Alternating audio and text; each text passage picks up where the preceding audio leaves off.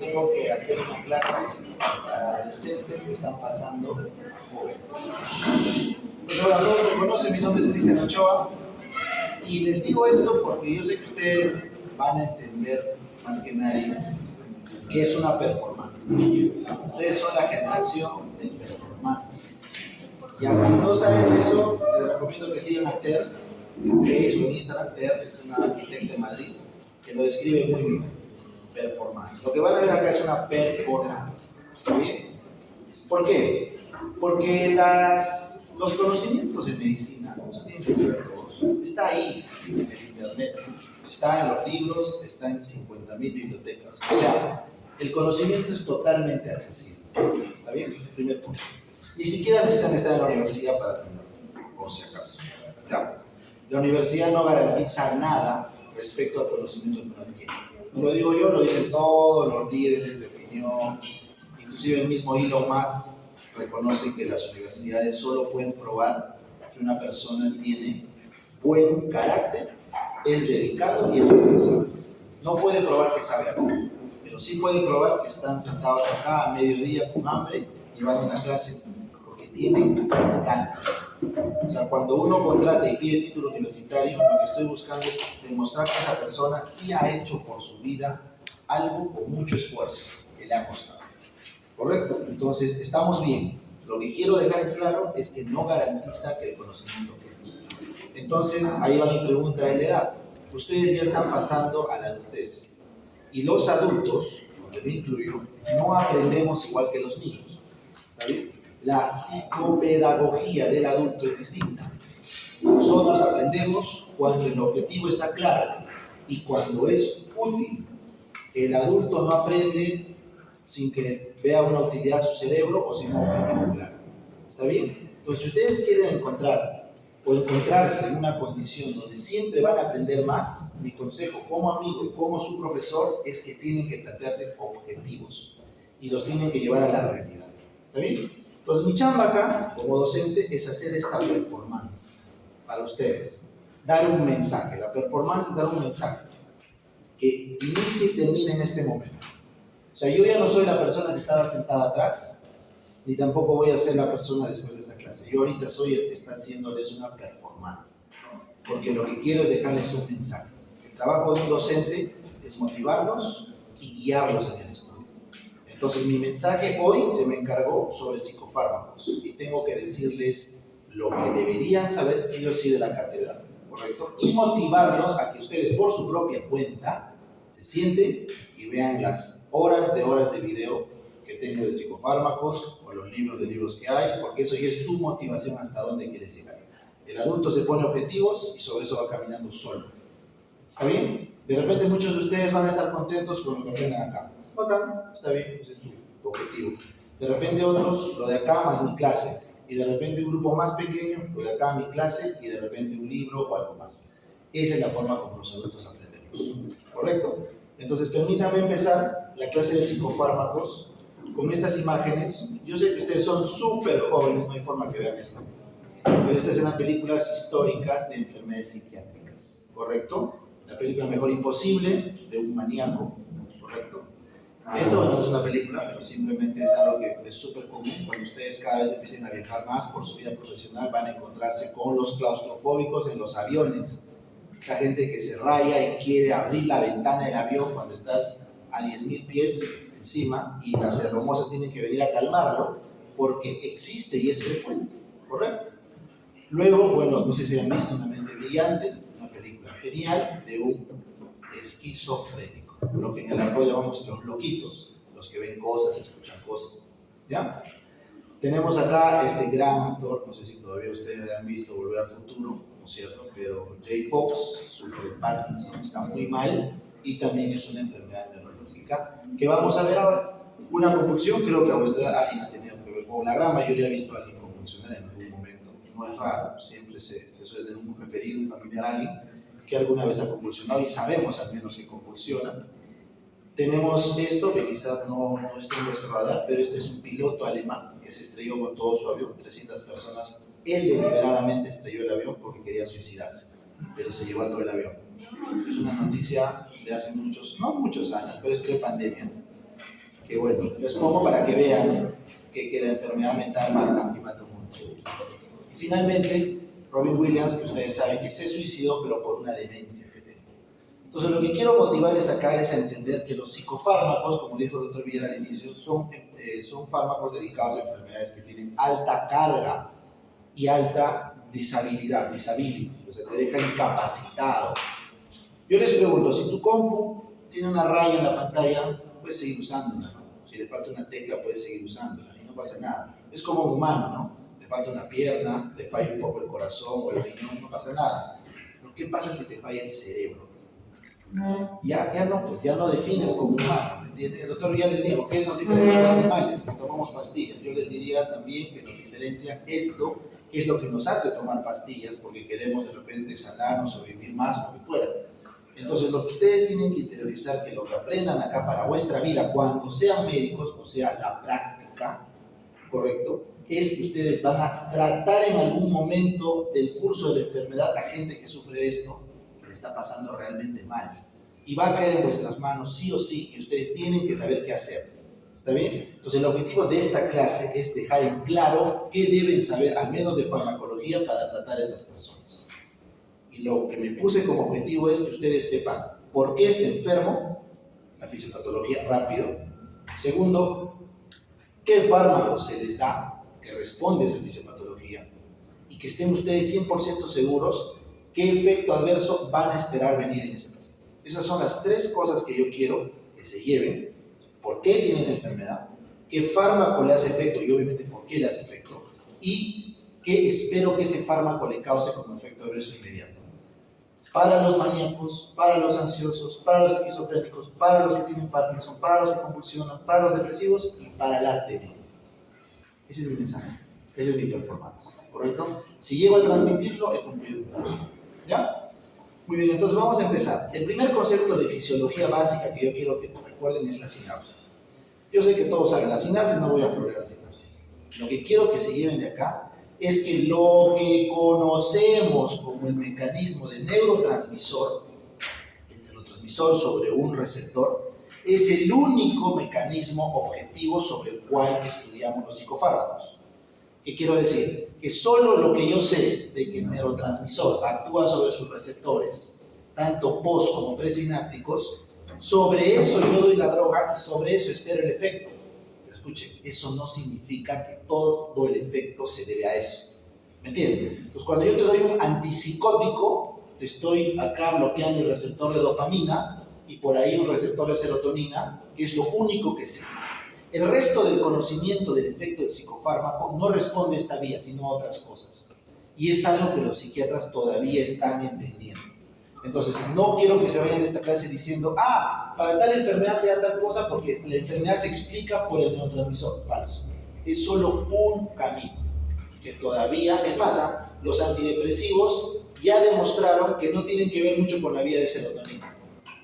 Pero entonces, si se supone que el antidepresivo es el que actúa sobre la serotonina, no, hay otras vías. Entonces, mi mensaje en esta diapo es que la sinapsis es el punto de partida, pero ni siquiera es un quinto del camino para entender cómo es que las enfermedades mentales se tratan. Por eso, y con eso termino mi diapo, toda enfermedad psiquiátrica requiere psicoterapia. ¿Está bien? Tu PEPA, tu fármaco, la droga y tu psicoterapia. Si no le metes psicoterapia, no cura. No cura. Y tienes un dependiente de una droga que nunca va a salir de su enfermedad. ¿Me entienden? ¿Han visto ese meme de Shakira, no? Con terapia y sin terapia. ¿No han visto? No fue culpa mía ni tuya, fue culpa de la monotonía. Eso es cuando llevas terapia. Cuando no llevas terapia es zángano, gusano. ¿Se acuerdan esa canción de Tratado que le dicen es parásito, oxíuro, ¿no? El meme es Shakira con terapia, ¿no? Terminando bien su relación, y la otra cantante que dice parásito, oxíuro, no sé, y sin terapia. Ahí está, eso es. Cuando tú llevas terapia, tus problemas psiquiátricos se resuelven mucho mejor. Pero la terapia con droga siempre es más fácil. Si no le das droga a la terapia, no sale. Pero si, sale lento y difícil. Si solo das droga sin terapia, no sale. Ese es el mensaje de esta idea. Muy bien. Y para terminar, espero que todos sepan lo que hace cada neurotransmisor. Así que voy a reforzar la idea, como tenemos en el colegio. ¿Cuál es el neurotransmisor involucrado en la cognición? Acetilcolina. Cognición, aprendizaje, memoria. Ustedes ahorita están al límite de su acetilcolina. Si yo les reviento de datos, voy a quemar su acetilcolina. Entonces tengo que frenar. O sea, si yo les envío datos, tu memoria de trabajo no puedo, y la compu se cuelga, así se cuelga mi cabeza. Igualito. Y la mía y la de todos, porque nuestra memoria de trabajo tiene un límite. Entonces hay que dar suficientes datos, la regla del 6. Solamente 6 datos y luego pasas a otro tema. 6 datos, otro tema. Aprendan, dice estudio. 6 datos, luego otro tema. Porque no da la herramienta. Todas las preguntas por al final. Todas las preguntas al final, si no mi performance, como los del teatro, me corto y se me va el límite. ¿Ya? Por favor. Entonces, esta acetilcolina es cognición. ¿Cuál es el neurotransmisor implicado en la emoción? La afectividad. Serotonina, afectividad, el afecto, ¿correcto? Es el humor. Entonces, lo que yo estoy tratando es de pulsar su serotonina, que se alegren un poco, quiero ver. Pero, cuando los reto y los motivo a que hagan algo grande, que van a salvar vidas, doctor, yo voy a cambiar la realidad, yo quiero saber los fármacos, pero yo no soy paciente, quiero llegar lejos, ¿qué neurotransmisor es ese? Dopamina, correcto, la dopamina, la que te hace avanzar, la que te hace seguir, la que te empuja. ¿Correcto? Entonces ya sabrás, la cocaína, ¿qué te aumenta? La dopamina. Claro. Por eso las personas que están coqueadas creen que son invencibles. Tienen un montón de energía. Pero hay un neurotransmisor que es el que prende todo el sistema, es la energía de todo el cerebro. ¿Quién es? El de la alerta. No la adrenalina, correcto. La alerta, el estar despiertos. Tú te metes café ahorita, solo estás subiendo tu noradrenalina. Vas a estar despierto, pero no estás grabando nada. Porque ¿quién graba? Tu acetilcolina. ¿Entiendes? Entonces, si tú quieres acetilcolina en tu vida, lo que tienes que hacer es dormir bien, estar poco estresado. Claro, y aprendan a la gente que se madruga estudiando, burros. Sorry, burros. Así que yo, como su profe, les tengo que decir a su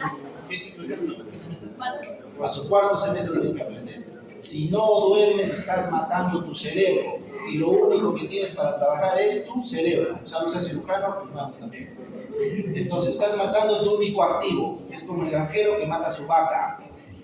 Piensen, si no duermen, matan su cerebro. ¿Está bien? Y si duermes bien, tu acetilcolina trabaja bien. Porque la memoria a largo plazo se integra en el sueño REM. Entonces, si tú no tienes, ¿por qué te sueñas? ¿Por qué te acuerdas de tu pesadilla? Porque en ese momento tu cerebro está grabando. ¿A qué hora su WhatsApp guarda sus mensajes? 2 de la mañana, correcto, igualito el cerebro. En la noche guarda la información. En la fase REM, ¿ya? En la fase REM. ¿Está bien? Aprendan por toda su vida. Así que si de aquí en adelante ustedes se trasnochan por estudiar para su examen, es en vuestro riesgo. Yo ya saqué mi responsabilidad y les dije. Porque tú vas a probar un examen. Acá ya tienes tu 15, tu 16 en fármaco, ya chao, chévere. Todo lo que has hablado te vas a olvidar en una semana. Pero tu cerebro quedó dañado. Y cuando vuelvas a querer estudiar fármaco para postular otro examen y todo, ya tienes un cerebro un poquito dañado. Entonces, por favor, piensen en el largo plazo. No piensen en el corto, piensen en el largo. Ustedes van a usar sus técnicas de estudio, sus apuntes, su cerebro lo van a usar toda la vida. Muy bien. ¿Ya? Muy bien. Entonces, el mensaje está claro. La primera diapositiva. Vamos a la siguiente. Entonces, vamos a hablar de los psicofármacos que van contra los problemas de ansiedad. Hay un montón de problemas de ansiedad. Por ejemplo, te tira una araña, tiene un montón de arañas, algunos se van a asustar, sí es normal, ¿no? Pero uno que otro va a ponerse a llorar y se va a revoltar en el piso, de pánico, porque es fóbico, ¿correcto? Muchos de nosotros de repente no hemos podido dormir porque estamos preocupados por algo. El examen, tu papá, tu mamá, tu hermanito, la universidad, la plata, la economía, no lo sé. Entonces la ansiedad se manifiesta de muchas formas, eso quiero que sepan. Entonces vamos a aprender cómo tratamos la ansiedad. Entonces miren este ejemplo, a ver si encarga. Vamos a ver lo que pasa con la ansiedad. Miren, ¿no? Llamada, te pusiste nerviosa que me dijiste que era yo no sé de todo. ¿Vos tenés tranquila? Bueno, pero que venía de él. ¿Qué te dijo algo? ¿Te acuerdas qué te dijo? Algo así. Ok, tranquila, vos tranquila, ya estás ¿Cómo respira? Nada, no te preocupes. No va a pasar. Todos te queremos, todos te vamos a decir la verdad, no te preocupes. Eso no se puede actuar. Tranquila, no te va a pasar nada. Sí, no te va a pasar nada. Tranquila, no te va a pasar nada. Ahora está viendo el DIP y me dejó Mira el pecho, ¿cómo respira? tranquila, ¿Cómo no te respira? tocar, nada te va a pasar. Sí, claro. No, y tenés que hacer la denuncia de la amenaza, ¿ok? ¿Vas a hacer la denuncia? Dale. Tranquila.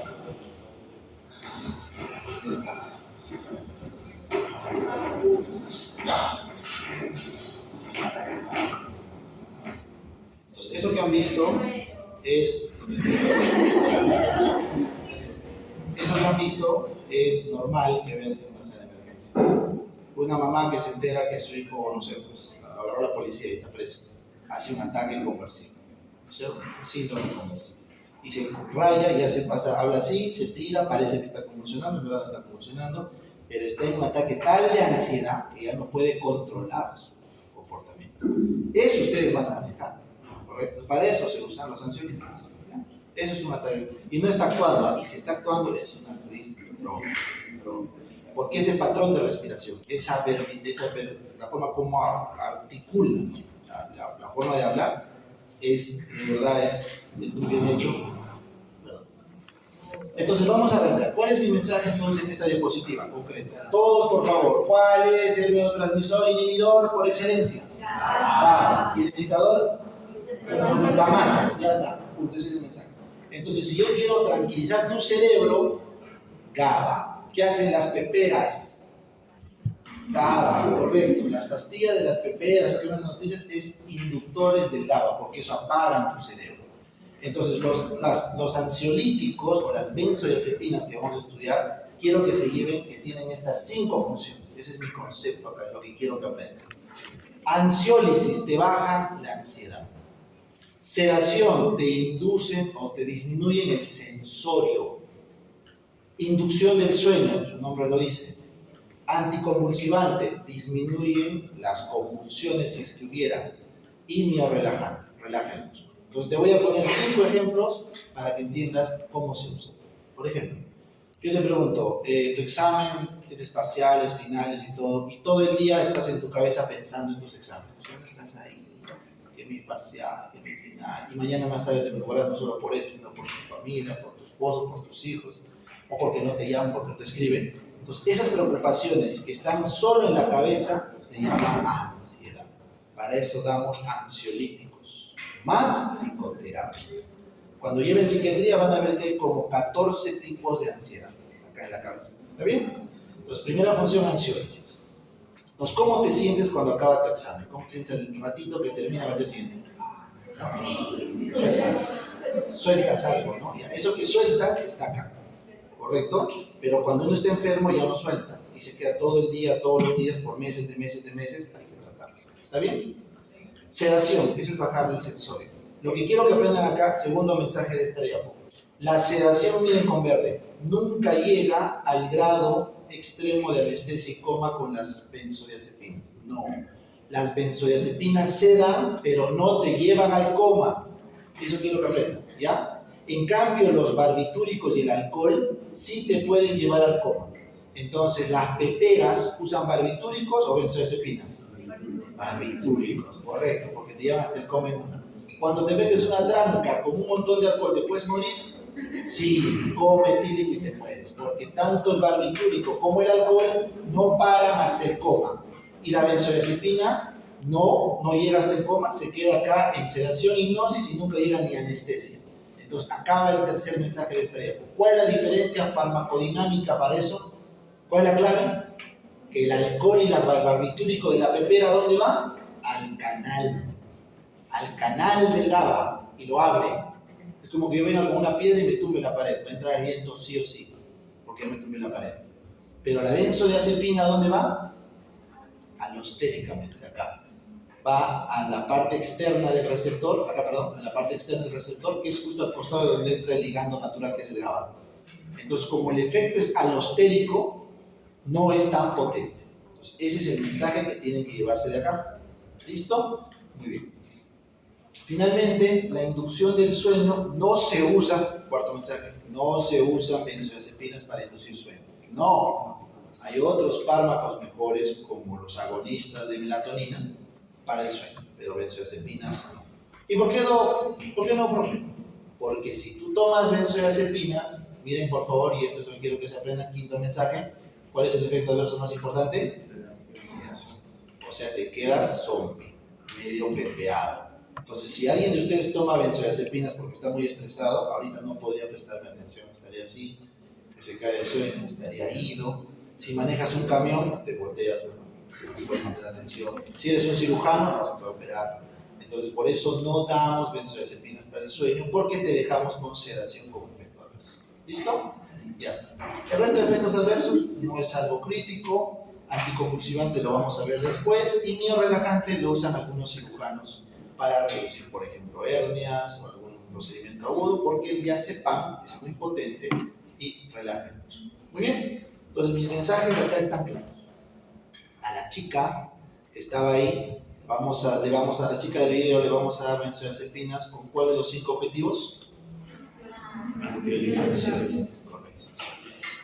Eso quiero que aprendan. Entonces, para eso viene esta diapo, que no la voy ahorita a discursar porque la tienen escrita, pero ustedes tienen que saber que para cada efecto hay un tipo de benzodiazepina.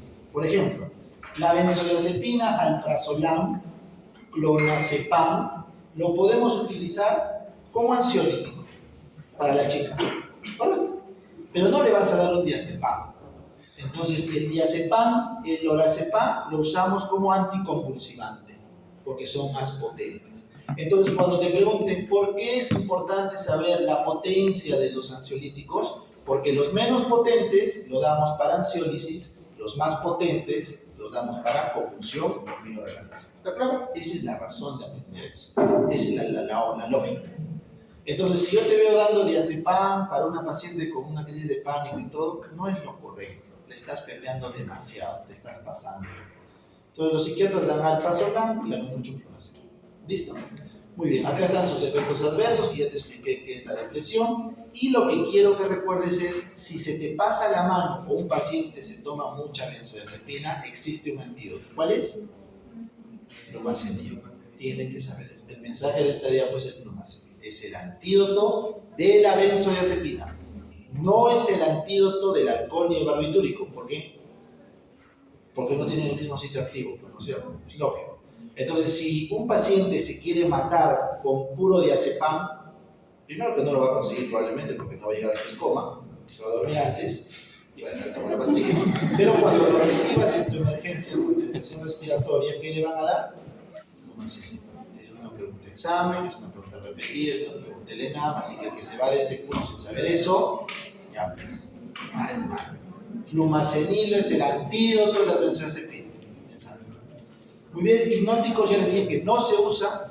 Estos son hipnóticos antiguos de benzodiazepinas. Lo que usamos para dormir es el Rameldeol. Así que por favor, no se les ocurra a ustedes usar fármacos para dormir. Son muy jóvenes, no es necesario. Si alguien no tiene problemas del sueño, lo primero que se hace es la higiene del sueño. Entonces acá les voy a dar un tip. Por favor, para dormir, por lo menos 1 hora antes de dormir o dormir, ya les más, no vean pantallas LED. Cuando tú ves una pantalla LED, a tu glándula pineal y a tu núcleo supraóptico lo bloqueas, lo atoras, porque él dice, esto es LED, esto es sol, pero es de día. Pero son las 12 de la noche que estás reventando tu cerebro con LED. Entonces, ¿qué pasa? Alteras tu ciclo de la melatonina y ya no duermes. Ya tú dirás hasta ahí, bueno, doctor, pero luego me despierto tarde. Sí, pero el problema es que la melatonina también regula el sistema inmune, entonces eres más propenso a cáncer. ¿Ya? Por eso es que tienen que cuidar el sueño. El sueño es sagrado, más sagrado que la comida. ¿Ya? Porque el sueño cuida tu cerebro. Listo, ya. Seguimos. Siguiente enfermedad. Afecto, el humor, depresión y manía. Vamos a hablar del afecto. ¿Ya? Rapidito quiero que ustedes entiendan esto.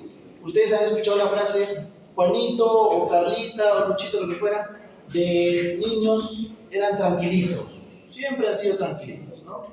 O no, Julita siempre ha sido, desde chiquita era una diabla, ¿no? Ya. ¿Cómo se llama eso que nos acompaña toda nuestra vida en cuanto a nuestra afectividad? No, temperamento. Temperamento. Ahorita vamos a responder. Es temperamento. ¿Ya? La personalidad va más. La personalidad es cómo vemos, sentimos, actuamos, entendemos, percibimos la realidad. ¿Está bien? Esto que tenemos es temperamento. ¿Ya? Está en nuestro código genético y se modela poco con el ambiente. Pero tú hoy día viniste y te agarró un tráfico en la carretera central, te reventaron el carro, si venías en carro con un choque o lo que fuera, y vienes asado a la clase, con tu cara así asado y calamardo. Pero te da un par de chistes, te animan y otra vez te pones feliz. ¿Con qué estamos jugando? Con el humor. El humor cambia durante el día. Tu temperamento, no, tú vas a seguir siendo el tranquilito o la brava. Eso no cambia, pero en el día vas jugando tu humor. ¿Está bien? ¿Entendieron acá? Cuando tú tienes miedo, te alegras de algo, lo que estás haciendo son emociones. El perrito tiene miedo, ¿no? ¿Tiene miedo tu perro? Claro. ¿Tu perro se alegra? Claro. Esas son emociones heredadas desde que éramos animales. ¿Tu perro te ama? Si no me digas eso. ¿Tu perro te es grato? ¿Te da las gracias, amo por todo lo que me da? No. No. El amor, la gratitud. ¿Tu perro se ha vengado de ti? ¿Se ha vengado de ti? ¿Se venga? No. Escuchen, no. Escuchen. El amor, la gratitud, la venganza son emociones que se han llevado al plano del prefrontal cognitivo. Son elevados. Eso es de los humanos, ¿correcto? Entonces, yo sé que sí es bonito romantizar todo, pero no. Hay una línea. ¿Me entienden? Entonces, el humano ha llevado las emociones que nos caracterizan como animales a sentimientos elevados. Entonces, cuando ustedes tratan acá en la depresión y en la manía, lo que están tratando son los estados del humor alterados. Humor que después llevan a sentimientos alterados. ¿Han visto alguna vez un perro que se quiera suicidar? No, es que no es no, porque el suicidio es un acto cognitivo, correcto, de llevar una pena al extremo que es quitarse la vida, que viola todos los patrones de control de nuestro sistema límbico. Eso no es normal, ¿me entiendes? Entonces, cuando tratamos a un intento de suicidio, estamos tratando un sentimiento de pena tan profundo que le ha hecho creer a esa persona que tiene que matarse. Y eso va a solucionar sus problemas, lo cual es irracional. ¿Cómo voy a solucionar mis problemas si me mato? Ya no va a haber problemas por definición, ya no estoy. Pero nosotros que no estamos psicóticos lo vemos como algo irracional. El que está deprimido piensa y cree que es la única salida. ¿Entiendes? Entonces, por eso tú, ¿qué tienes que hacer? No tienes que decir, ay, vamos, sal adelante, tú puedes. No, lo agarras y lo metes al hospital. Mejor es una persona que lo mire, lo preparas y así se salva la depresión. Tú no vas a poderte hablar a alguien que se quiere matar. Así que aprenda. Escucha, el suicidio tiene 3 días de psicosis, donde si no entras a actuar, la persona se puede matar. Por eso nuestro trabajo es identificar a esa persona, internarlo, darle tratamiento y evitar que se pase el periodo psicótico. Una vez que se les pasa, te lo agradecen, porque dicen, ¿en qué estaba pensando para querer matarme? Estaba psicótico. Entonces, lo que quiero mostrarles acá es la importancia de esto. La importancia de tratar los estados del humor extremos. La depresión abajo y arriba la manía, de que se cree Superman, ¿correcto? Entonces, bueno, acá les quería traer un video, pero no lo voy a cargar porque está en YouTube. No, pero ¿quién ha visto esto? El documental. ¿Es un documental? Niños pequeños, ¿verdad?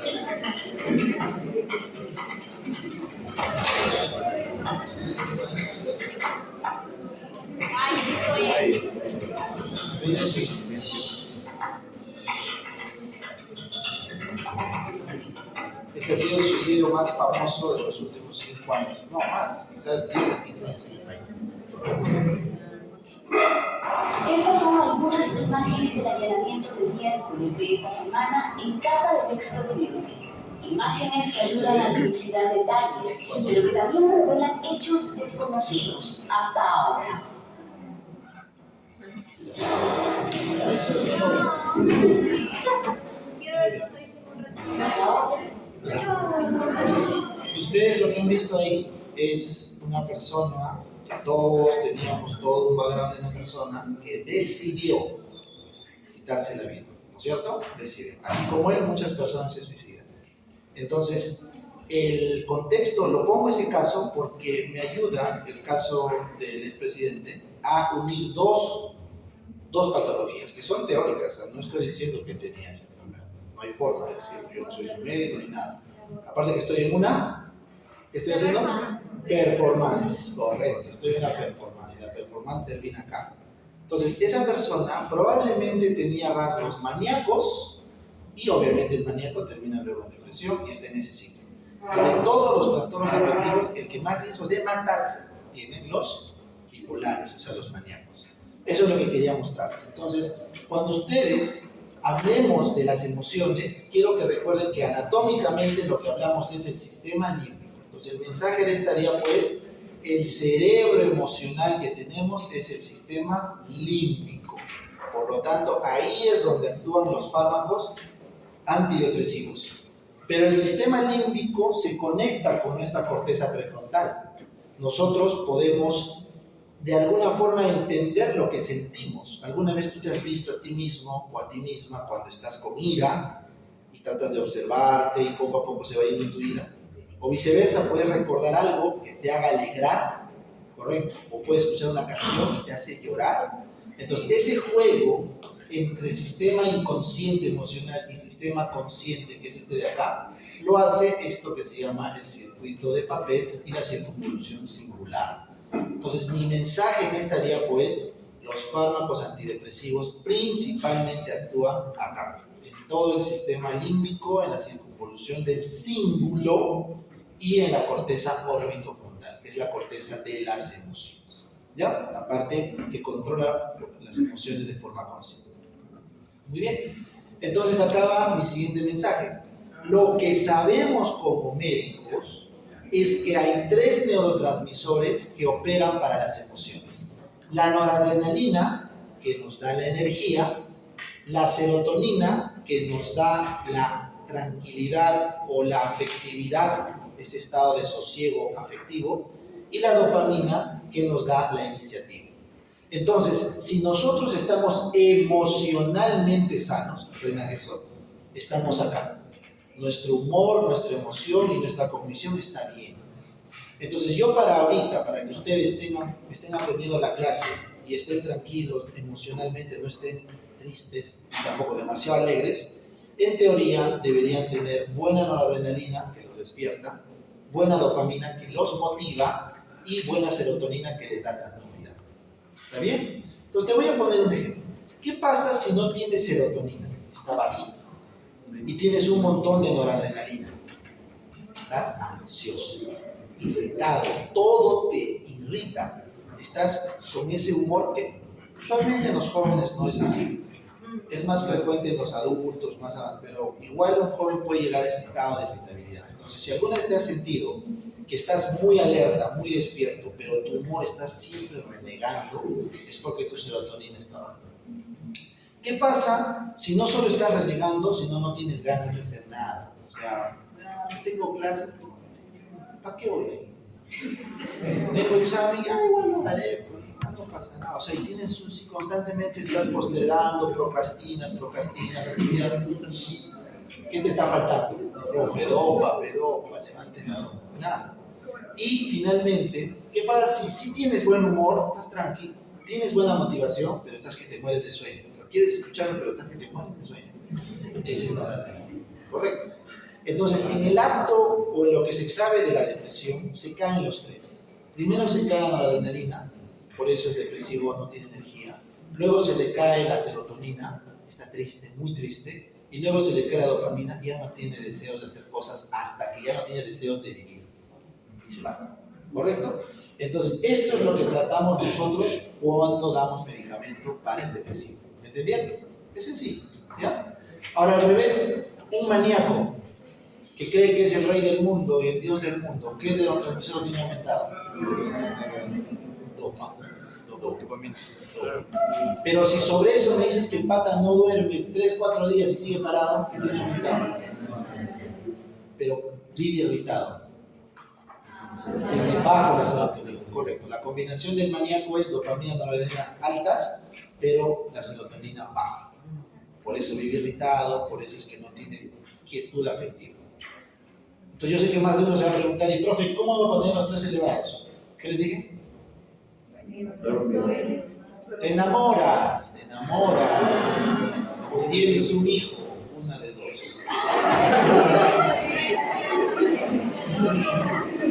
El amor, el estado de enamoramiento, que es un estado estudiado. Entonces, ¿cuántos minutos se demora el cerebro en enamorarse? ¿Cuántos minutos se demora un cerebro en enamorarse? 3 a 5 minutos. O sea, teóricamente, enamorarse no es amor, es el acto de enamorarse. Y la oxitocina puede durar toda la vida, por eso una madre es madre toda la vida.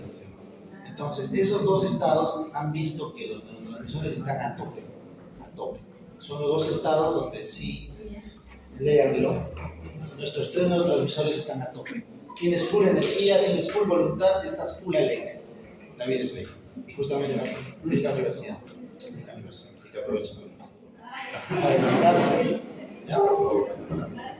Por favor, ya.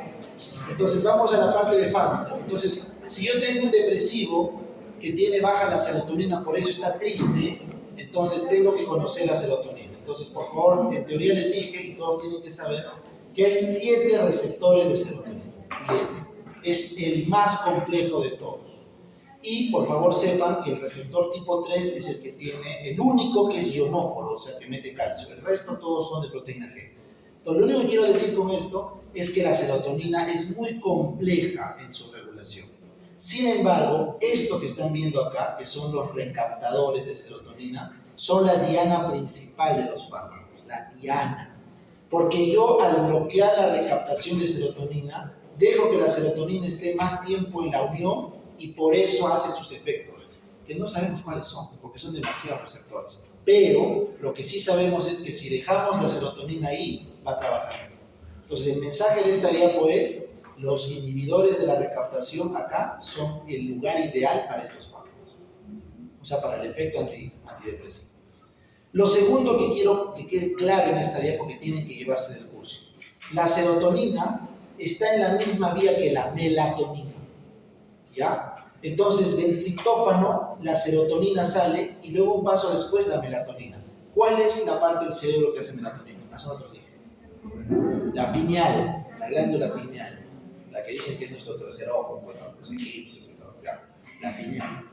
La pineal produce melatonina para regular nuestro humor de noche, mientras que durante el día el núcleo dorsal del RAFE produce serotonina. Se ha demostrado que dependiendo de la calidad de tu sueño es el humor de tu día.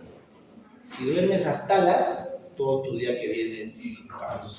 Hasta las. ¿Me entiendes? Nuevamente, tu sueño es tu cerebro sano. Porque la melatonina se libera de noche y eso ayuda después a que de día se libere serotonina. Y ese es el ciclo del humor, por favor. ¿Ya? Entonces recuerden estos dos. Muy bien. Entonces, cuando una persona está deprimida, no es lo mismo que estar triste. Todos algunos hemos estado tristes. Todos. ¿Ya? Pero estar deprimido es cumplir estos criterios. Así que, por favor, yo les pido que desde ahora que están en cuarto ciclo, sepan identificar a una persona deprimida. Y una persona deprimida tiene que cumplir de 5 de estos síntomas por lo menos por 2 semanas. Y tiene que demostrarse que antes de esas 2 semanas su humor era distinto. Oye, pero fulanito estaba bien, está planchado, no habla, no sale. O tú como médico al menos, proto médico, que no están formando, deberías alertar que hay un posible caso de depresión. Porque no debemos dejar pasar una enfermedad. ¿A cuántas personas afecta un episodio depresivo a lo largo de nuestra vida? De cada 10 personas, ¿cuántas tienen un episodio depresivo? 5. Y trastorno depresivo, o sea, tienen la enfermedad 1.2, 12%. o si esta enfermedad es casi tan frecuente como la diabetes. Y unos veo a todos, que digitida, metformina, se liquide cantándole al doctor. Y así quiero que canten depresión. Así quiero que canten los antidepresivos porque es una enfermedad igual de prevalente. Que no vayan, que no se note, que no hagan esto, es otra cosa. Pero los pacientes están ahí. ¿Ya? Por favor, así que mi mensaje acá es aprendan esto para diagnosticar desde joven. Y el segundo mensaje es esto. Cuando un paciente se deprime, miren, un paciente está deprimido, se empieza a planchar desde el fondo. Llega un tope al fondo, ¿han visto la película Intensamente? Ya, la chiquita llega al tope, hasta el cielo de su casa. Esa chica está deprimida, ¿ya? Entonces ya les spoilé eso. Entonces, está al fondo. Dos opciones, o te matas o sales. Es decir, el depresivo, si su propio cerebro se reorganiza, como pasó en esta chiquita Intensamente, sale y se recupera otra vez. Y pasó el episodio sin fármacos, ¿correcto? Pero si no ocurre ese escenario, se puede matar. De cada 100 deprimidos, ¿cuántos se matan? ¿O quieren matarse? 12%. La tasa de suicidio del deprimido es 12%. Entonces, para ese 12%, yo tengo que pepear a todos. ¿Entiendes? Yo no puedo correrme ese riesgo.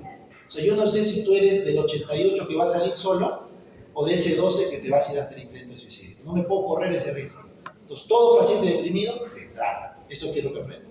Y se trata, sale de su fase aguda y lo tienes que mantener por 6 meses. Esto también quiero que sepan. El antidepresivo tiene que hacer efecto por lo menos 6 meses. ¿Por qué? Porque es el tiempo que demora en hacer efecto. ¿Cuál era la única forma de ayudar a los psiquiátricos, aparte de la droga? Psicoterapia. La psicoterapia demora 6 meses en actuar. Entonces tengo que darle pastillas 6 meses para que no recaiga mientras la psicoterapia actúa. Así que eso de acá sí se van aprendiendo. Que se tiene que dar apenas diagnostiques la pastilla y no la dejan de dar por 6 meses hasta que su psicoterapia haga efecto. Porque cuando recaen es más probable que lleguen a un intento. En la recaída es más probable un intento de suicidio. ¿Está bien? Ya saben. Muy bien, profe, entonces ya sé la enfermedad, ya sé cuál es el neurotransmisor, cuál es el siguiente mensaje, el fármaco. ¿Qué le doy? Entonces, como ustedes se dan cuenta, la serotonina que ven acá, yo quería evitar la recaptación, ¿verdad? Yo quiero evitar esto de acá, que se recapte. Entonces le voy a dar un fármaco que evite la recaptación de serotonina. Estos, por favor, estos 6 de acá, tienen que saberlos de memoria, por favor. Ya les voy a preguntar. Citalopram, que es casi lo mismo que el escitalopram, no hay nada que memorizar. Fluoxetina, fluvoxamina, paroxetina y sertralina. Eso sí les pido que tienen que saber. El resto quizá no, porque no lo recetamos, o sea, se da, pero no lo hacemos, ¿ya? Pero eso es de arriba sí. Ahora, en el dibujo ustedes ponen, doctor, ¿por qué pone acá norepinefrina el Goodman? Porque el deprimido también que se le caía, la norepinefrina. Entonces existen también fármacos que te pueden levantar la norepinefrina, ¿ya? Pues ahí tú tienes los que inhiben la recaptación de los dos, que serían la venlafaxina y la duloxetina, ¿ya? Acá quiero dejar un punto claro. ¿Qué pasa si yo estoy triste y no tengo energía? No tengo serotonina ni noradrenalina. Estoy triste y estoy apagado, ¿ya? ¿Qué pasa si me recupera la serotonina? ¿Me alegre? Estoy hijo. Nada, no regresa mi productividad. Porque sin noradrenalina no tengo la energía mental. Entonces, cuando un depresivo solo toma estos de acá, recupera el humor, pero le falta la cabeza, no está prendida. Por eso es que los gringos, en Estados Unidos, de primera línea, son venlafaxina y duloxetina también. Porque levantas todo y al toque a la persona lo reinsertas en su vida social. Ya está pilas, pero otra vez. En cambio, si solo das sertralina o paroxetina, lo que fuera, se demora. Entonces, ahí solo hay un problema que quiero que se lleven, que esté en esta diapositiva. El efecto adverso. ¿Por qué no damos los inhibidores de recaptación de serotonina y noradrenalina, estos de acá, de primera línea, siempre por los efectos cardiovasculares? ¿Cuánta gente tiene riesgo cardiovascular? Más del 25% de la población. Entonces ahí te volaste a un cuarto de la gente. Por eso es que nuestras guías dicen, primero arranca con los inhibidores selectivos de recaptación puros de serotonina. Pero, si no tiene riesgo cardiovascular, intenta darle el otro. Eso es lo que quiero que se lleven. ¿Está bien? Finalmente, ¿cuál de los 5 que les dije que se memoricen es el más potente? Citalopram, el más potente. Al toque te saca. ¿Cuál de esos 5 es el más ansiolítico? O sea que aparte de antidepresivo te baja la ansiedad. Paroxetina. La nemotecnia, la paroxetina te para, te relaja. ¿Ya? Entonces, cuando ustedes escuchan la palabra depresivo ansioso, ¿qué le vas a dar? Depresivo ansioso. Te ponen, es un viejito que tiene una depresión difícil de tratar, no responde. ¿Qué deberíamos darle? Citalopram. Eso es lo que quería decir. Y finalmente, tú te preguntarás, ¿por qué los pacientes que toman antidepresivos no compran la sertralina, que es el más barato, el más común? ¿Por qué siempre los psiquiatras buscan dar otros y no la sertralina? Por esto, porque la sertralina es el que tiene el mayor efecto adverso en frecuencia, que es disfunción sexual. Entonces los pacientes, sobre todo los varones, dicen, ¿sabe qué, don? Prefiero estar deprimido. Así, pues, no hay ganas, no hay ganas. Entonces esto tiene que tener cuidado. Por eso se suelen dar los otros que no interfieren tanto con la función sexual. Porque lo va a tomar 6 meses. ¿Ya? Muy bien. Y finalmente, para los que han estudiado, hay un grupo de segunda línea que son los ADT. ¿Saben qué es ADT? Antidepresivo tricíclico. Esos son las abuelas de los antidepresivos. En los años 70 fueron los primeros en descubrirse. Lo único malo es que tienen muchos efectos adversos. Y la pregunta de examen que les voy a hacer, ¿por qué no se toma mitriptilina de saque? ¿Por qué te va a dar? Arritmias, potencialmente letales. Entonces no tengo necesidad de comprometer mi corazón, ¿no? por la depresión, si tengo otras opciones. Entonces, este dibujo, disfunción sexual, corazón y arritmias. Ese es el mensaje de esta. Bien, ahora vamos con el maníaco. El maníaco se cree Dios del mundo, se cree rey, o sea, ¿qué es lo que tiene mucho? Noradrenalina y dopamina. Entonces le voy a dar un fármaco, pregunta de examen, el litio bloquea la liberación de noradrenalina y dopamina. No quiero que se lleve más. El único fármaco que hace buen efecto en los pacientes maníacos es el litio. El litio, ¿está bien? Entonces acá viene la pregunta. El litio, ¿alguien sabe pariente de qué otro metal es? ¿Se acuerdan química? Plomo. Sodio. Den al grupo 1. Grupo 1. Sodio, litio. No sé todavía. Entonces el litio, el carbonato de litio es súper fácil de dar y todo. Entonces tú dirás, ¿cuál es el tema acá? El efecto adverso. ¿Cuál es el órgano que más trabaja con sodio de todos los órganos? Así que el riñón, porque todo el rato está con las bombas de sodio por todo lado. Entonces, ¿el litio dónde revienta más? En el riñón, porque es muy parecido al sodio. ¿Entiendes? Es fácil, o sea, en verdad la medicina hasta cierto punto es muy fácil, pero eso es después de que ya te has revolcado años y tienes un mejor panorama. Pero nunca pierdan la esperanza de que entendiendo la medicina se aprende mucho mejor que memorizando. ¿Ya? Entonces, como el litio se parece al sodio, ataca en los lugares donde el sodio trabaja. ¿En qué otro lugar es importante los electrolitos para la función del órgano? Súper importante. En el corazón. Por eso las arritmias. ¿Ya? Y finalmente, y acá quiero ver los que tanto han estado hablando de tiroides, ¿cómo se llama la bomba de Wolff-Chaikov? La bomba de Wolff-Chaikov. Es la de sodio y yodo, la que han estado viendo en la serie de tiroglobulina. Es una bomba de Wolff-Chaikov. Entonces, si ahí hay sodio y acá hay litio, entonces ¿qué va a hacer el litio con la tiroides? Distiroidismo. Da hiper e hipo, porque altera toda la captación de yodo. ¿Está bien? Entonces ya está, no tienes que memorizar. El litio te vuelve el riñón, lo primero, te da arritmias y ataca la bomba de Wolff-Chaikov en la tiroides. Eso es lo que quiero recordarles acá. Entonces los efectos adversos se los he puesto acá, lo lees, ya te dije cuáles son los más importantes, que es lo que se pregunta. Y luego viene la intoxicación de litio. Doctor, es un paciente maníaco, lo trato con litio y tiene ganas de matarse. ¿Qué es lo primero que va a hacer para matarse? Litio. Agarra su propia pastilla. Entonces, es muy frecuente el intento de suicidio por litio. Súper frecuente. Por eso ustedes tienen que aprender esto de acá. cuáles son los efectos de la intoxicación por litio. Solo quiero 3 datos que siguen.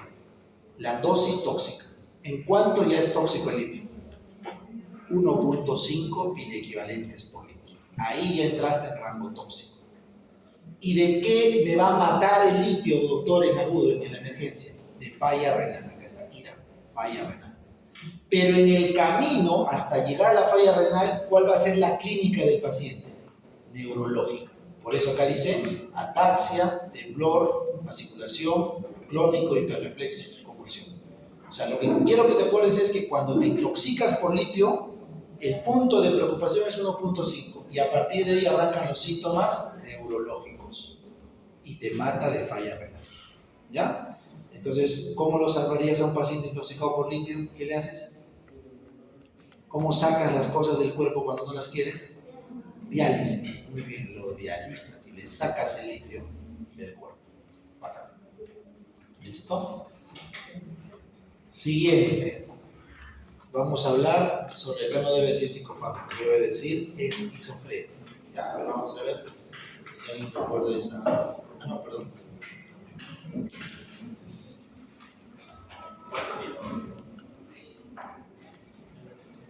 Ahora sí. A ver, vamos a ver. Miren, ¿no?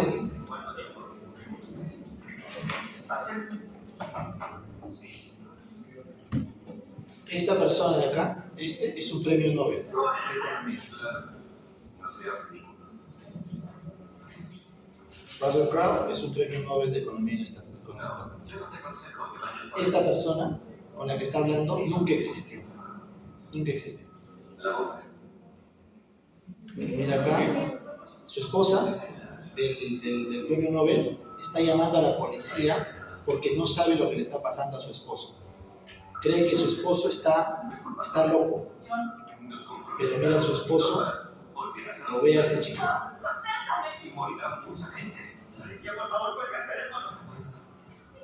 La chica no puede ver al señor de gorro porque no existe. Solamente el actor, el economista, es otra vez, mira, y le empuja la chica. ¿Me entiendes? O sea, el pata, creyendo que está salvándolo de esa persona, ataca a la otra persona. ¿Me entiendes?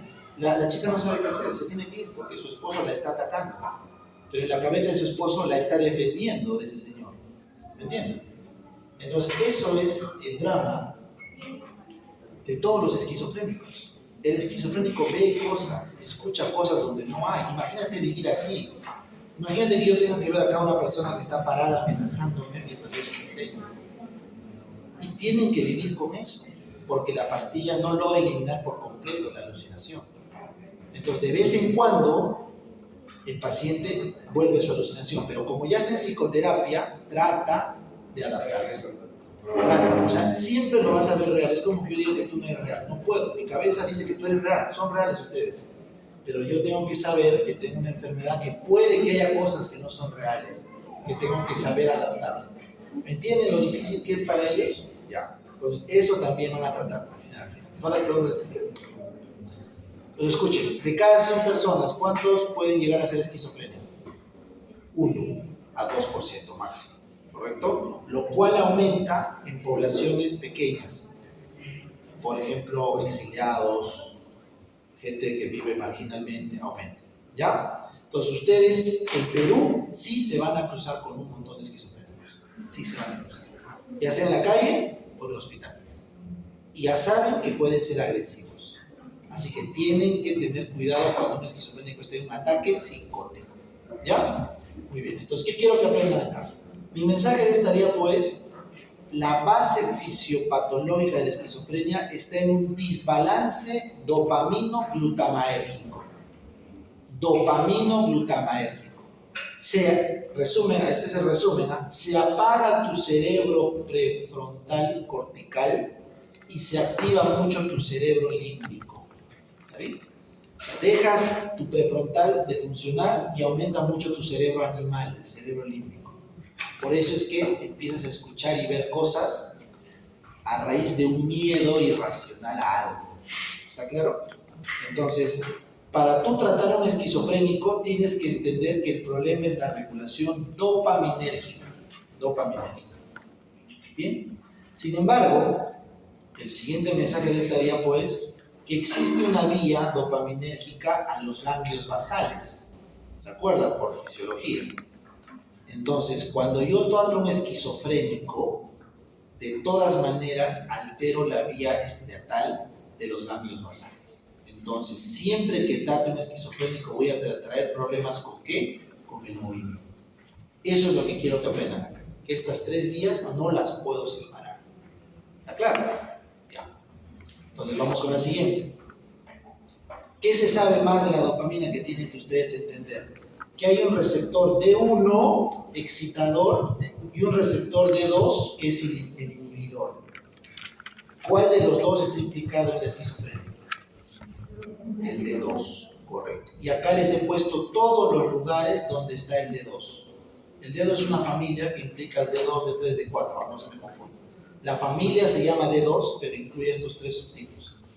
En todo el cerebro está, pero por favor, para nuestra enfermedad, lo que nos importa es la parte del D2 que está en la amígdala, acá, y el PFC, el prefrontal córtex, estos dos. ¿Ya? Muy bien, entonces estamos en una enfermedad un poco compleja. Entonces, sabiendo esto, lo que yo quiero que recuerden es, a un esquizofrénico se le diagnostica porque tiene por un mes aumentado esta vía mesolímbica, por eso alucina, y tiene disminuido esta vía cortical, por eso pierde funciones humanas, como la sociabilidad, la voluntad, etc. ¿Ya? Entonces, lo único que quiero que se lleven acá, porque no están en psiquiatría, es que diagnosticar a un esquizofrénico es difícil, porque tengo que demostrar que hay los dos lados, un exceso límbico que está de rojo y también hay los signos negativos que son los signos de apagamiento prefrontal. ¿Ya? No es tan fácil como depresión y tampoco le doy importancia porque como es 1%, pero ¿qué tienen que saber? O sea, ¿qué va mi clase de fármaco? Mi clase de fármaco va a que probablemente tú no trates esquizofrénicos, pero sí en tu emergencia vas a ver ataques psicóticos. Tu pata viene y se pasó de cocaína. Toda la dopamina en el cielo lo recibe un amigo lejano de colegio. Se ve todo duro en la emergencia. Y empieza a alucinar. ¿Correcto? Segundo ejemplo. Un esquizofrénico, que es su primer episodio, nadie sabe que es esquizofrénico y empieza a alucinar. Una puérpera, que después de gestar también puede haber episodios psicóticos. O simplemente una persona que ha tenido una meningitis puede terminar psicótica. Entonces, lo que tú tienes que aprender es que la psicosis aguda es exceso dopaminérgico. Ese es mi mensaje. Y tú tienes que dar un fármaco antidopaminérgico. Entonces, de estos dos, risperidona y haloperidol. Si el color amarillo es el bloqueo dopaminérgico D2, ¿cuál vas a recetar para un episodio agudo? Haloperidol, correcto. Porque es el más antidopaminérgico que hay. Es el más potente. ¿Entendieron? Entonces, ¿cómo se trata la psicosis aguda? Con haloperidol. Ahora te pregunto, de la diapo anterior, si yo bloqueo la dopamina, ¿también voy a bloquear la dopamina nigroestratal? ¿Sí o no? Sí. Entonces, ¿cuál es el principal efecto adverso del haloperidol? Clínica extrapiramidal. Eso es lo que te voy a preguntar, lo que está acá. El haloperidol, que es este de acá, de primera generación, ahí lo tienes, te va a dar todo esto de acá. Parkinsonismo, temblor de manos, te va a dar distonía, o sea, los músculos se te tuercen, y te puede dar acaticia, que te empiezas a mover como loco. ¿Han visto, ustedes han visto el Pato Lucas? Ya. Cuando salta del agua, cuando está loco, es acaticia. Pato Lucas está acatísico. ¿Ya? Eso es lo que quiere mostrar en ese dibujo animado. Entonces, la pregunta que yo te voy a hacer es, ¿cuál es el principal efecto adverso de los antipsicóticos de primera generación? Efectos extrapiramidales. En orden. Parkinsonismo, distonía, acaticia. Punto. Entonces, si yo tengo un esquizofrénico que sé que no se va a curar porque ese fenómeno no se cura, y lo voy a tratar por toda su vida, le voy a dar toda su vida haloperidol. No. Entonces, cuando solamente había haloperidol, ¿qué crees que pasaba con los esquizofrénicos? Los llevaban al manicomio, por eso acá está, no sé, pues, Balizán, y los dejaban ahí, mira, loquito, ya, quédate a vivir ahí y vas a morir ahí, porque no vas a salir. ¿Me entienden? ¿Por qué los manicomios son tan grandes? ¿Se han preguntado? Porque ahí iban los loquitos a vivir, porque no había tratamiento. Hasta que se descubrió que estos muchachos, los de segunda generación, los de segunda, los sapina, la sapina que te apina risperidona. Estos fármacos de acá no solo actúan sobre el D2, sino actúan sobre los dopaminérgicos. Miren acá, serotoninérgico 2A. Serotonina. Tú dirás, ¿qué tiene que ver? Yo te dije, la serotonina era simple, compleja. Compleja. La serotonina es la diana de tratamiento del esquizofrénico, pero de segunda generación. Por eso mira para acá en este diapo, la risperidona, que es el que más se usa ahora, color rojo. ¿Qué es rojo, profe? 5-HT2. Entonces yo te pregunto, ¿el efecto a largo plazo antipsicótico es dopaminérgico o serotoninérgico? Serotoninérgico. ¿Y quién damos acá? Risperidona. Entonces por eso ahora a los esquizofrénicos, que antes se les decía loquitos, les das su risperidona, ya no hacen ningún parkinsonismo y su consulta va a la emergencia, a la consulta del hospital Balizán con su maletín, lo que está viendo de su chama, o con su mochila porque viene de la facultad. Y no sabemos, en mi facultad había 2 pacientes esquizofrénicos que terminaron la carrera conmigo. Nos enteramos en 5º año, entonces cuando estaba yo en psiquiatría. Entonces, es normal. O sea, ya no es una enfermedad que te discapacita por completo, siempre y cuando se diagnostique temprano. Entonces, ¿qué ahora va a ser el Balizán y el Arco Herrera por todo su terreno? Lo quieren vender, por eso Saga Falabella se quiere comprar el Arco Herrera, el ejército. O sea, ya no hay necesidad de los espacios hospitalarios, porque la esquizofrenia ha cambiado, chicos, de un año de una generación a otra. Y eso es lo que yo les voy a preguntar. Ustedes tienen que saber esta evolución de los fármacos. Eso sí o sí tienen que saber. ¿Ya está? Muy bien. Efectos adversos de la risperidona es bastante tolerable, casi no hay. No al menos que nos interese. Bien. Vamos con este. Síndrome neuroléptico maligno. Esto también es algo que les voy a preguntar. Si tú le das antipsicótico a un paciente, puedes matarlo. Eso quiero que quede claro. Lo puedes matar. ¿De qué? De síndrome neuroléptico maligno. El efecto adverso más grave de tomar antipsicótico es este. A ver, quiero que me ayuden a razonar para que no memorices nada. ¿Qué hacía el antipsicótico? ¿Qué bloqueaba el haloperidol? ¿Qué receptor? D2. Tu cerebro, cuando vea que no hay efecto en el receptor D2, ¿con qué va a responder? ¿Produciendo más o menos dopamina? Más. ¿Qué pasa si produzco más dopamina? Temblor, fasciculación, actividad mental. Y la dopamina, no te olvides que va de la mano con noradrenalina. Presión alta, taquicardia, hipertensión. O sea, la respuesta de tu cerebro al bloqueo súbito de dopamina te lleva a este cuadro. ¿Está claro? ¿Ya? Entonces, cuando yo les pregunte los signos del síndrome neuroléptico, ¿tú qué vas a pensar en tu cabeza? Todo lo que te da mucha noradrenalina, dopamina. Temblor, fiebre, fasciculación, etc. Ya, ahí está. Pero no memorices, entiende. ¿Y de qué muere? ¿Qué pasa si yo estoy con mi presión alta, mi taquicardia, con mucha fiebre, con mis músculos contrayéndose? Mueren de infarto cardíaco. ¿Listo? Ya nos queda 5 minutos más de clase. Esto ya es súper fácil. Ya. Anticonvulsivantes. Todos ustedes han visto anticonvulsivantes. Acá me he traído el video, no hay necesidad de drama. ¿Ya? Entonces, ¿qué quiero que se lleven de anticonvulsivantes? A ver, repítanme otra vez. ¿Cuál era el principal excitador del sistema nervioso? No. ¿El principal inhibidor? Cerrado. Entonces, ¿qué es una convulsión? Un exceso de glutamato o una deficiencia de GABA. Entonces, el anticonvulsivante, ¿qué vas a hacer? O subes el GABA o bloqueas el glutamato. Entonces, las convulsiones más bravas o menos bravas, todas están circunscritas a esto, a la despolarización. Entonces, el glutamato cuando despolariza o el GABA cuando hiperpolariza. ¿Perfecto? Correcto. Pero hay un problemita. ¿Qué pasaba cuando yo te daba mucho pro GABA, como la benzodiazepina? ¿Qué pasaba? En conciencia coma y te mueres, ¿no es cierto? Igual, cuando te bloquea el glutamato, llega lo mismo, en conciencia coma y te mueres. Entonces, no es seguro dar anticonvulsivantes si vas a atacar al GABA o al glutamato. Entonces, ¿cuál es la siguiente salida? Nos vamos al canal de sodio, porque el canal de sodio es el que hace la despolarización. Entonces, si yo te cierro el canal de sodio, que es esta fase 1, o perdón, la fase 0 de despolarización, entonces evito el efecto del glutamato. ¿Me entendieron?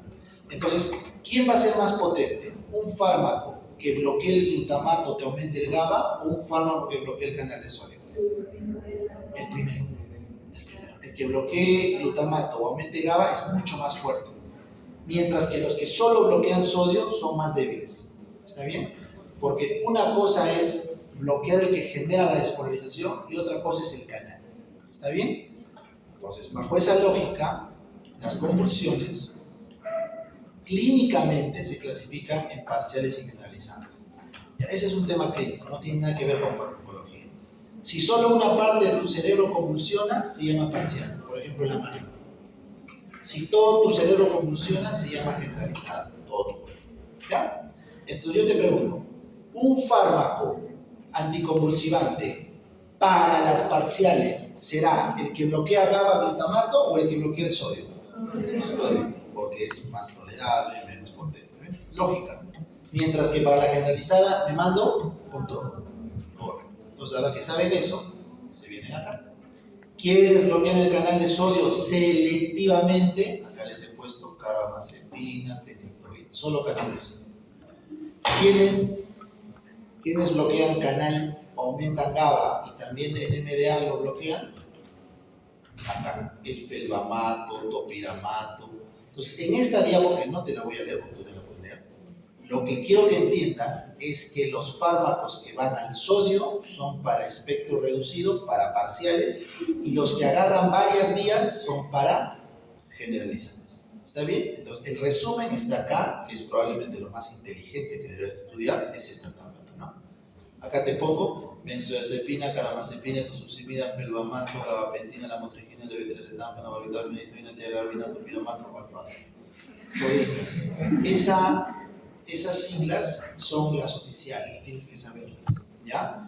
Entonces, ¿cuáles te voy a preguntar? Te voy a preguntar carba, te voy a preguntar eto, te voy a preguntar lamotrigina, te voy a preguntar fenitoína, te voy a preguntar valproato. Sí o sí, son las fijas, ¿ya? Entonces tú tienes que ver acá qué bloquea cada uno: sodio, calcio, potasio, inhibidor, excitador. Inhibidor es GABA, por si acá. INH es GABA. Excitador es glutamato, ¿no? Lo que hemos quedado. Y SB2 es un transportador de vesícula. Que ya te estás dando cuenta, la pregunta acá es solita, ¿no? ¿Quién inhibe el transportador de vesícula? Levetiracetam. ¿Ya? Entonces, ¿por qué te pongo esto? Porque tú tienes que saber dónde actúa cada uno de estos fármacos en sus canales. Eso es inevitable. O sea, esta diapositiva no la puedo sacar porque es la esencia de anticonvulsivante. ¿Está claro? Ya. Esta etosuprimida sí te lo voy a preguntar especialmente porque si te das cuenta bloquea el calcio. Y ¿en qué momento habló de calcio, doctor? ¿En algún momento de su calcio? No, pues. Entonces, justamente es por eso. Se ha visto que hay un tipo de convulsión que ocurre en el tálamo, y esa convulsión del tálamo es por culpa de canales de calcio de corriente lenta. Y, oh sorpresa, la etosuprimida bloquea esa convulsión. Entonces, la etosuprimida es específica para esa convulsión. ¿Cómo se llama esa crisis? La de tálamo, crisis de ausencia. La crisis de ausencia es una crisis de niños que se da en el tálamo por culpa de corrientes de calcio lenta. Y, oh sorpresa, solo etosuprimida lo bloquea bien ahí. Por eso es la pregunta histórica, para bien todos. Esta diapositiva son para efectos adversos, que no te quiero rankear, solo quiero que sepas que como la mayoría se eliminan por vía hepática, el principal efecto es hepatotóxico de los anticonvulsivantes. Nada más, ahí no quiero tranquilo. Muy bien. Esto de acá, quizá lo pregunte el doctor Villa en la parte de inductores e inhibidores. Ustedes saben que en farmacocinética se habla de inductores enzimáticos, inhibidores enzimáticos que cambian los fármacos. Pues, profe, estoy tomando un inductor enzimático, carbamazepina. O sea, mi hígado está trabajando más o menos, inductor. Más o menos, más. Entonces, tu hígado está metabolizando más. Y doctor, estaba tomando pastillas anticonceptivas, pero salí embarazada. Porque estabas tomando la carba activó tu hígado metabolizó más tu anticonceptivo y para suerte ya no funciona. Entonces, tú como médico tienes que saber que todo paciente que está recibiendo anticonvulsivantes, tienes que ver qué medicación más está recibiendo porque puede interferir. Ese es el aprendizaje.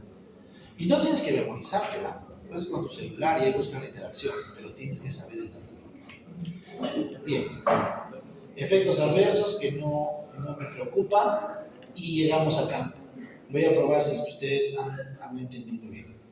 Si yo tengo una persona, ahorita, cualquiera de ustedes, empieza a convulsionar. Empieza a se cae. Empieza a convulsionar.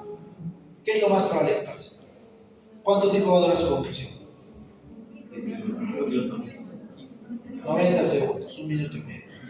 Así que hay que ponerlo de costadito, que no se muerda la lengua, cuidamos su cabecita y ahí queda. Lo mira. Pasa 1 minuto y no sé, sigue convulsionando. Pasa 2 minutos y sigue. Pasa 3, pasa 4, 5. En 5 minutos ya no, este es un estatus probable epiléptico. 5 minutos. Probable. Si yo no lo trato y para su mala suerte termina en estatus, porque estatus epiléptico se define como alguien que convulsiona 30 minutos sin parar. Media hora. La gente que llega a ese estado, la mitad de su cerebro se destruye. 60% de riesgo de lesión de por vida cerebral. Como no queremos llegar a eso que hemos quedado los médicos, en 5 minutos me desespero y tengo que parar. Entonces, usando lo que hemos aprendido, ¿qué debería darle para que sea lo más rápido para bajarle esa epilepsia? ¿Le aumento el GABA o le bloqueo el glutamato? Los dos, o sea, ¿por qué no hay los dos? Es así de fácil. Claro, o sea, tengo que entonces, en los estudios que se hicieron, se llegó a la conclusión que primero aumentamos el GABA. Por eso ahí dice, primera línea, le damos lorazepam y azepam. Que hace unos minutos les dije que eran los benzodiazepínicos más potentes. Ya está, claro. Y esperamos. Si con una dosis no se cura, no deja de convulsionar, le metemos la otra. Fenitoína, ácido valproico o levetiracetam. ¿Correcto? De esos tres, el ácido valproico sería el que cumple el efecto que les dije, ¿no? De ambos.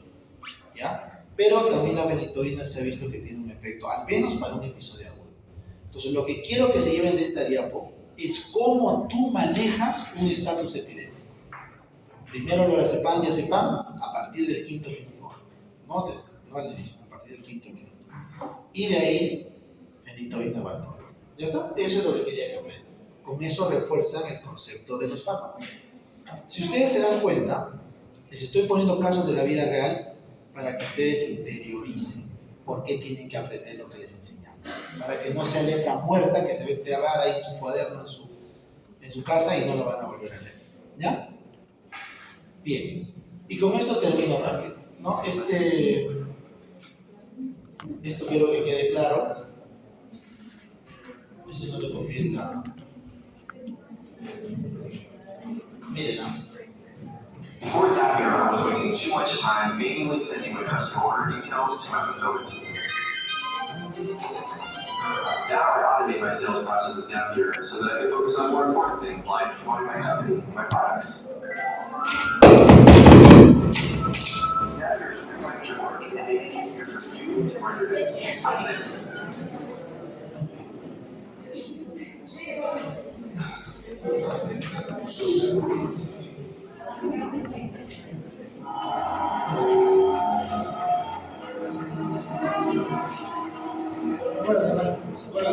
Now, de Michael J. Fox, pero ¿quién tiene que saber esto? El Comunidad hizo llorar a miles de personas. El Doc se reunió con Michael J. Fox, Marty McFly, para hablar del 37 aniversario de Volver al Futuro. Esto fue brutal, ya que Michael le costaba mucho trabajo cambiar. Y algunos dijeron, boy, lo vieron con lástima. Hasta se burlaron de él. Pero lo que no saben es que lo que hizo Michael J. Fox es un logro increíble. Porque estamos diciendo que Michael J. Fox fue diagnosticado con Parkinson hace 30 años. Hoy tiene 61. Hace un poco de conatución. ¿Han visto?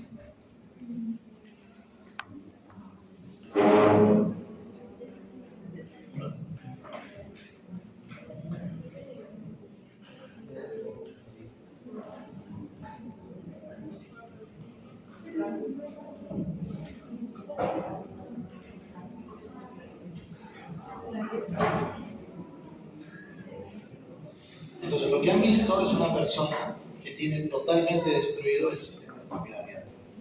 ¿Correcto? Pero el Parkinson lo que hace es disminuye la dopamina y con eso no funciona el sistema extrapiramidal. Entonces, han visto cómo se puede deteriorar una persona solo porque no le funciona un neurotransmisor en una sola vía.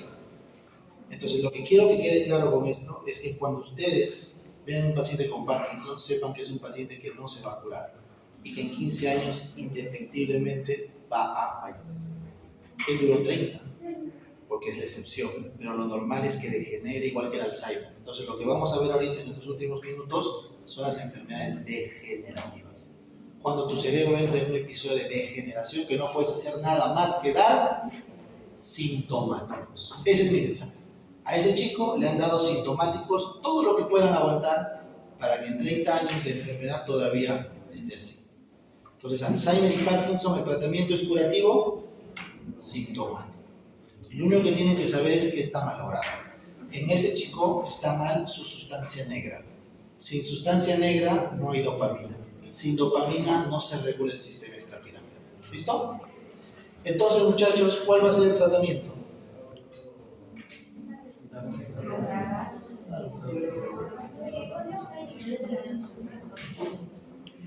Ya. Si te falta dopamina, no hay dopamina. Entonces le vamos a dar dopamina. Pero, profe, si le doy dopamina, la dopamina cuando entra en tu sangre actúa en otros receptores, como el estómago, el intestino. ¿Y qué te da la dopamina? Diarrea. Entonces hacemos más inteligente y ¿qué le vamos a dar? Levodopa. La levodopa no te da diarrea, pero sí atraviesa la barrera hematoencefálica. Y acá hace su efecto. Entonces, ¿cuál es el tratamiento de lo que tiene Parkinson? Levodopa. Pero hay un problema. ¿Cuál problema? El problema es que la levodopa, cuando la tomas mucho tiempo, hace este fenómeno. Eso quiero que aprendan. El fenómeno de wearing off. Ese chico que han visto en el video, con levodopa estaba parado hace 10 años. Pero ahora han visto cómo está. Porque ya no le hace efecto la levodopa. Está en fenómeno wearing off. Porque ya se agota su capacidad de efecto. Y luego hace el efecto de on-off. On-off es, tomo la levodopa, me muevo como loco, se acaba la dosis, me plancho y no me puedo mover. Es como un botoncito. ¿Entendieron? Entonces, ¿por qué los pacientes con Parkinson no pueden recibir dopamina toda la vida o levodopa? Por el efecto wearing off y on-off. Entonces, para evitar llegar a eso, se recomienda dar la levodopa después de los 70 años de vida. De tal forma que luego viene ya la vejez. Entonces, ¿qué le damos a alguien antes de los 70 años? Esto de acá. Pramipexol, ropinirol. Eso quiero que aprendan. Tratamiento de los pacientes con Parkinson jóvenes. Acá, pramipexol y ropinirol. Su efecto adverso es mínimo porque la bromocriptina y la pergolida, que hacen lo mismo, que aumentan el receptor dopaminérgico, generan calcificación valvular. Entonces, el segundo mensaje acá es, si tomas bromocriptina o pergolida, que hace lo mismo que el pramipexol, te da calcificación vascular. Por eso lo que se les da es pramipexol, ropinirol. ¿Ya? Bien. Y ya les dije que causa diarreas la dopamina periférica. Por eso no se da dopamina. Muy bien. Y la última clase, y con eso termino, es demencia. ¿Se acuerdan o no? ¿Va a volver a hacer una película Thor? No.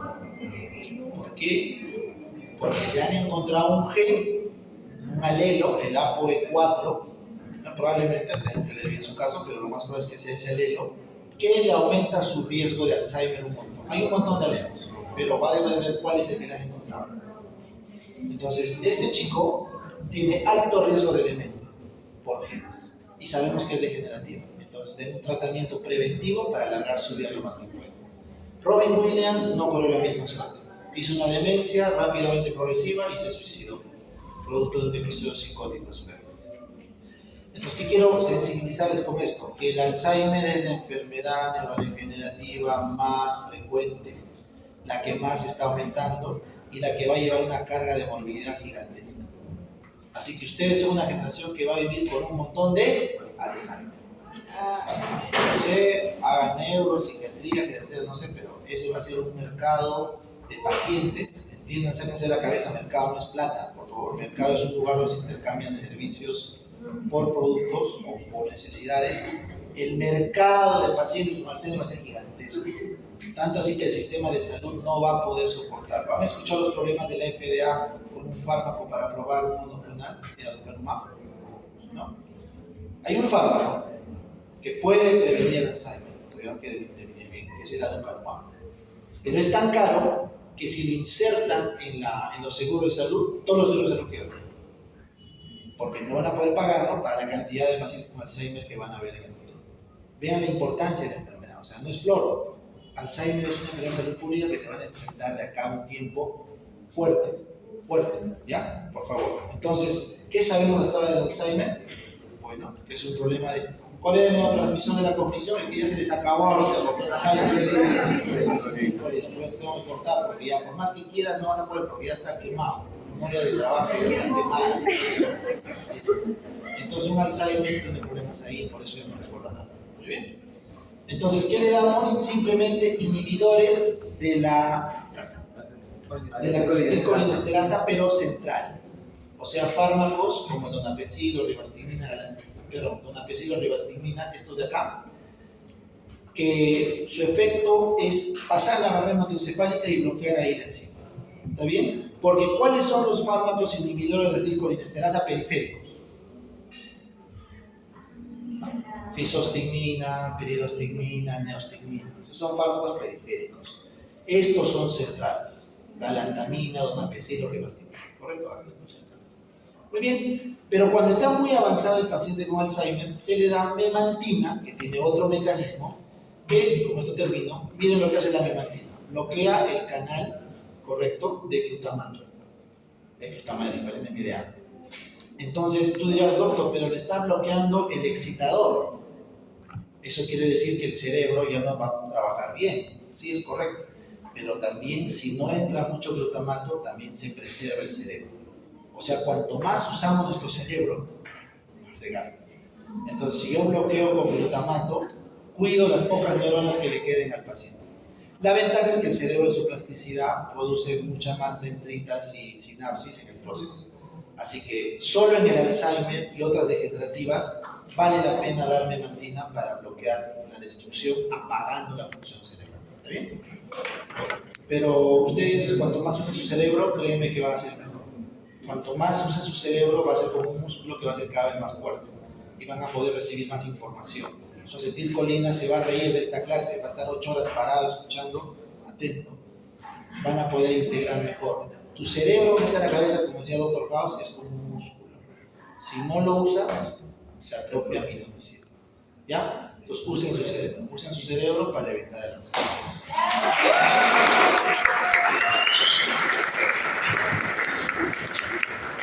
Terminamos, chicos, muchas gracias. Chicos, pueden irse, gracias, muchachos. Bueno, chicos, entonces, a ver cómo vamos. Ya saben que el examen es el próximo jueves, salvo que con los delegados se acuerde algo diferente. El examen tiene 2 preguntas de dolor y opiáceos, que es una clase que el doctor Guzmán la va a subir el fin de semana, ¿ok? Entonces, que es importante que la vean, la escuchen y la estudien. Y de lo que hemos hablado el doctor Ochoa y yo, es en las otras 18 preguntas del examen final. Si alguno de ustedes no dio una prueba de las 4 anteriores y está justificado, ¿ok? Entonces se le va a duplicar el último examen, la nota, ¿ok? Se le va a duplicar. Si alguno no da el examen final y está justificado, entonces tendré que tomarles un examen adicional, ¿ya? Entonces, no creo que nadie falte pronto, espero que no, si no ya lo veremos. Y gracias, realmente nos vemos en Fármaco.